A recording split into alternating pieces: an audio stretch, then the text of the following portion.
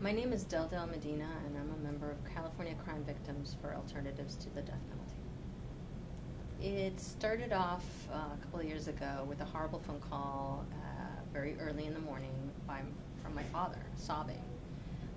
And he said, my aunt was dead. And he said, well, it gets worse. Unfortunately, it looks like Manuel killed her, Manuel being her only son and my cousin. And I was shocked. And I don't know what compelled me in that very moment to say, oh my God, that's Florida, and that's a death penalty state, and they might give him the death penalty.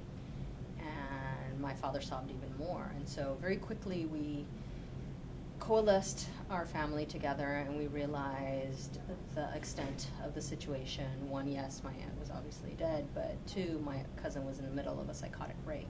And yes, they were going to bring the death penalty charges against him. And so this started a long, long journey of many years of trying to reconstruct his past, his illness, their relationship, to be able to prove that, yes, he was very ill when this happened, and that, no, it wasn't premeditated, and no, this wasn't something that he had done in the right state of mind. And thanks to that work, he is now in a mental institution for the rest of his life.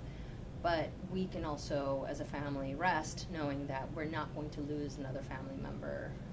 And it doesn't create a sense of restitution for family members. I mean, this is a very lengthy process. It can take 25 to 30 years before somebody is executed. And in that time, that family member could be continuously have to not only have the anniversary of their family member who was murdered that they have to think about, but they have to think of this long, lengthy legal process, and they have to keep track of it. And that's emotionally scarring, I think, in some ways. And it seems very cruel to do that to a family victim member.